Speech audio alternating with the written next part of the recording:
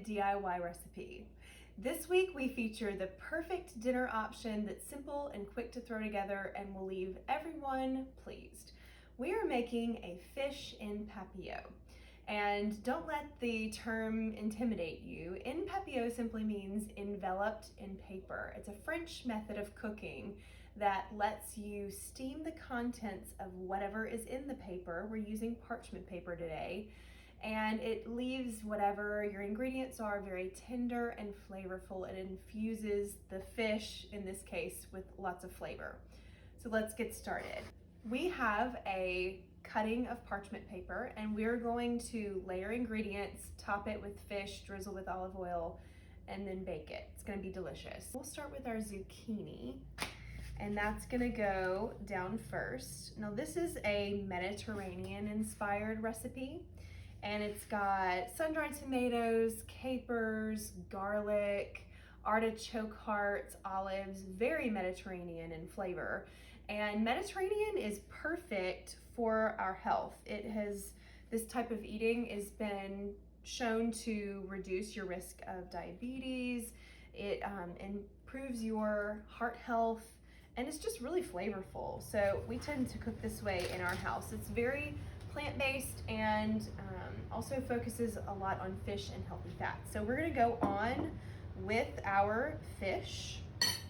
And next up, I'm gonna go ahead and lightly drizzle with our olive oil. Extra virgin olive oil comes from the first pressing of the olives. Okay, next up, I'm gonna go in with some garlic that I've already run through a garlic press. And we're making 2 fillets here, so the ingredients that were posted are for 2. If you're making 4, simply double the recipe. Next, we're gonna throw on our capers. And this is a really beautiful recipe too. So if you're having a dinner party, it is a nice surprise when you open the packets, or you could even serve these packets to your guests at the table. Let them open them, and it's sort of like a little present. It's really neat and a fun experience. Okay, artichoke hearts. So it's got a lot of color and flavor. We're gonna go in with some lemon, so a little hit of citrus and vitamin C. And then we will top it all with some sun-dried tomatoes. And some thyme. This is where the fun part comes in. We have to envelop all of the ingredients in this parchment paper and seal it off so that the juices and the steam stay in and cook it.